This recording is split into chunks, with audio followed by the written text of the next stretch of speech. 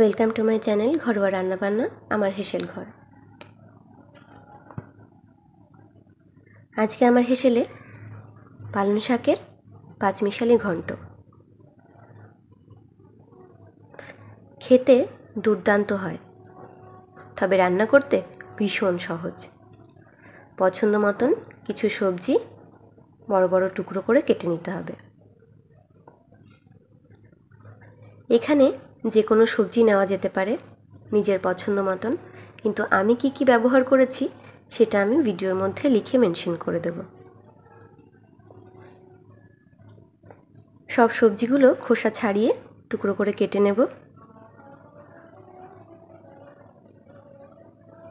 আর কিছুটা পালং শাক খুব ভালো করে বেছে নিতে হবে, কারণ এই সময় শাকের মধ্যে অনেক সময় পোকা থাকে।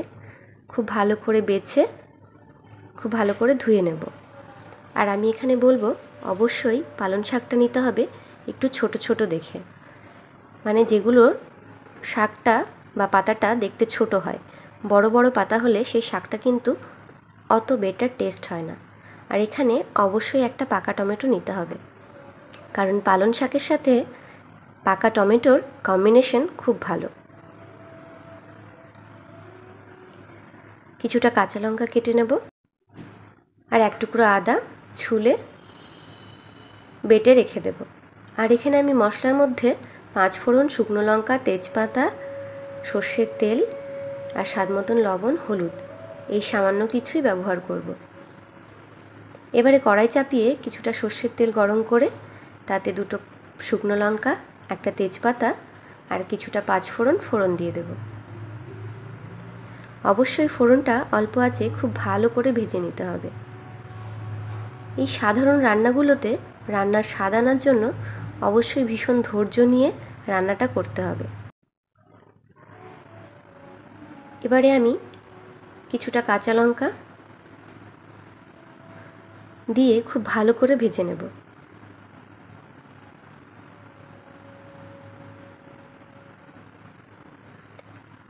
অবশ্যই এই প্রসেসটা খুব অল্প আঁচেই করতে হবে, না হলে 5 ফোড়নের সুগন্ধটা নষ্ট হয়ে যাবে।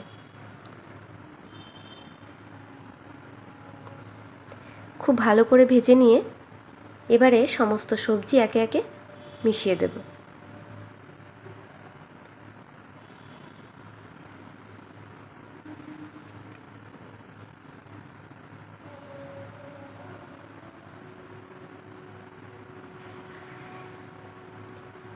আলাদা আলাদা করে সবজিগুলো দেওয়ার কোনো প্রয়োজন নেই, একসাথে সব মিশিয়ে নেব।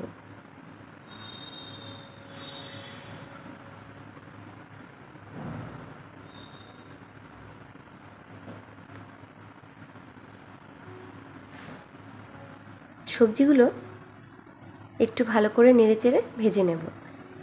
এই সময় গ্যাসের ফ্লেমটা একটু বাড়িয়ে দেব। মিডিয়াম টু লো ফ্লেমে সবজিটা ভেজে নেব।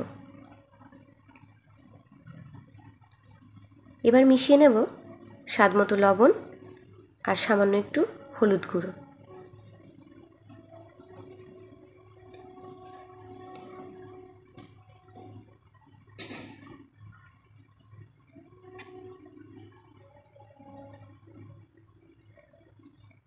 খুব ভালো করে সবজিগুলো নেড়েচেড়ে ভেজে নিতে হবে। এই সবজিগুলো একটু কম আঁচে ঢাকা দিয়ে দিয়ে খুব ভালো করে ভাজতে হবে, এই কারণেই, কারণ এই সবজিটা রান্নার ক্ষেত্রে আমি একটুও জল ব্যবহার করব না। এখানে আমি সবজিটা ঢাকা দিয়ে দিয়েই ভাজতে ভাজতেই সিদ্ধ করে নেব, আর বাদবাকিটা শাকের জলে সিদ্ধ হয়ে যাবে।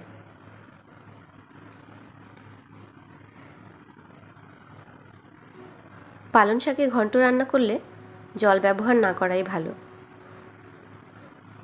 তাহলে খেতে বেশি ভালো হয়।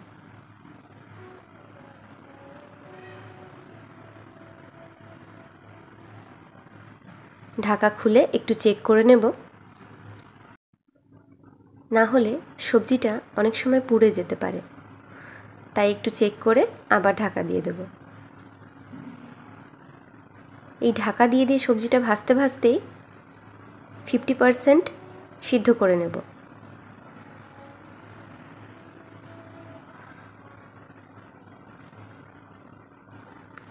এই সবজিটা খেতে খুব সুন্দর হয় আর স্বাস্থ্যকরও বটে। এত সবজির একসাথে মেলবন্ধন।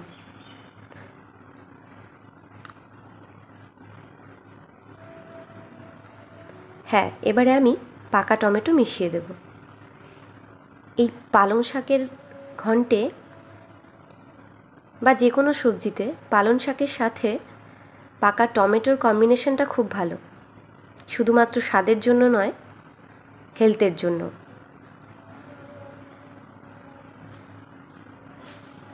পালং শাকের সাথে পাকা টমেটো খেলে পালং শাক হজম হতে অনেক বেশি সুবিধে হয়।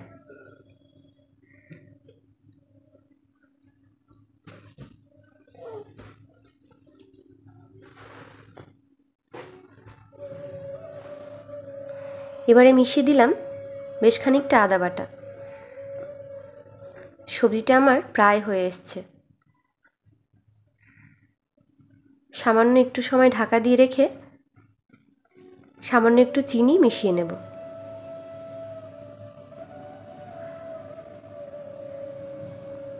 প্রয়োজন হলে টেস্ট করে দেখে আর একটু লবণ মিশিয়ে দিতে হবে।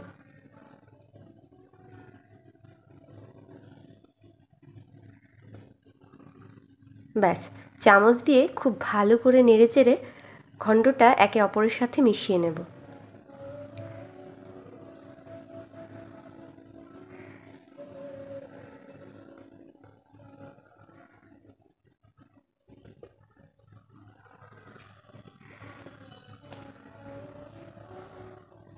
ব্যাস, পালং শাকের ঘন্ট একদম রেডি। নামানোর আগে দিয়ে দেব খুব সামান্য একটু গরম মশলা।